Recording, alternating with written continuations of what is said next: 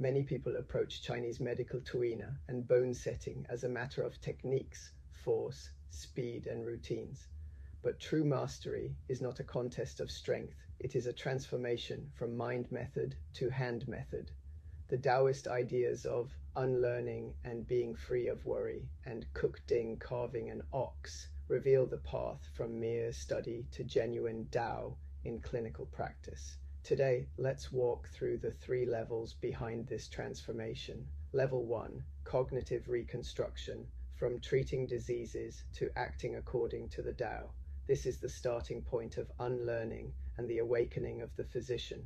Beginners see disease names: cervical spondylosis, lumbar disc herniation, frozen shoulder, and try to apply standardized routines to everyone. A true practitioner must transcend labels and templates. As in Zhuangzi, Kukding says he has never seen the whole ox. He does not rely on appearances. His spirit meets the form. Likewise, the tuina physician must not cling to the disease, but perceive the individual behind the label, the concrete patterns of qi, blood, yin-yang imbalance, and the specific places where tendons, bones, skin, and flesh are not flowing. When you learn to never see the whole disease, you stop seeing a tag and start seeing a living body. An integrated system whose QE mechanism is partly obstructed. Your aim is not to defeat illness, but to seek the body's inherent patterns and given nature, its structure and self-restorative capacity. You guide and restore rather than oppose. This level also demands an overall and dynamic view. Do not stare only at the pain point, treating the head for a headache or the foot for foot pain. The body is a whole. Low back pain may originate in the ankle. Neck pain may begin in the thoracic spine. Emotion, liver qi, and digestion, spleen stomach, affect musculature. The liver governs sinews. The kidney governs bones. Let your mind, like Kukding's blade, wander within the patient's key dynamics, sensing the longitudinal and lateral force lines and locating the one crucial seam, the root obstruction. This is the first level of unlearning, a transformation in perception. Level 2, clinical operation, from forcing and wrenching to meeting with the spirit. This is the bridge from technique to Tao, the core of clinical work. Many rely on brute force. They look at X-rays or MRIs and try to correct what they see by sheer strength. But true experts follow. When the senses cease, the spirit moves. In practice, when your hands go to work, the eyes become still, the spirit proceeds. You set aside analysis, let the hand precede the brain, and allow your fingertips to listen, to fascial tension, to fine joint gaps, to the flow and stagnation of qi and blood. Then, power is not something you impose, it is something you guide. Each push, rotation, and press accords with the body's inner pattern.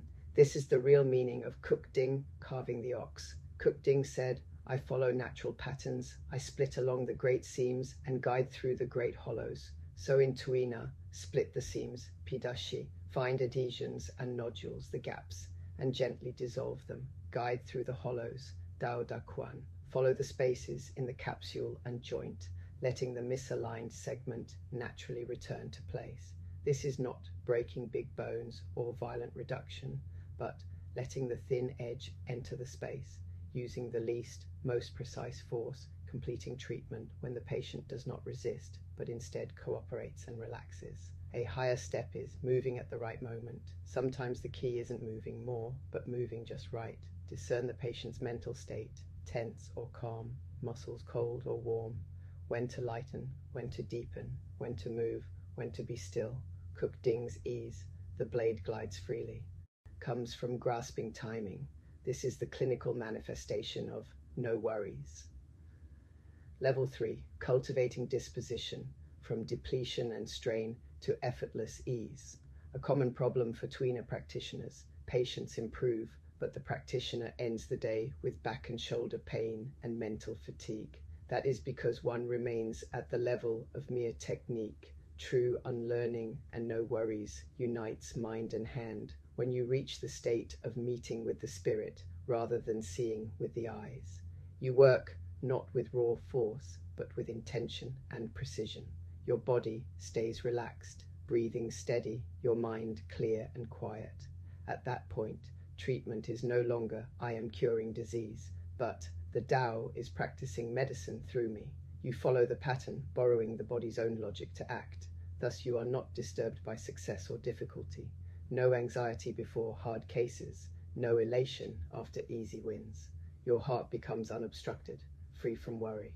Like Kukding's blade, still sharp after 19 years, because he avoids hacking against bone and never forces his way.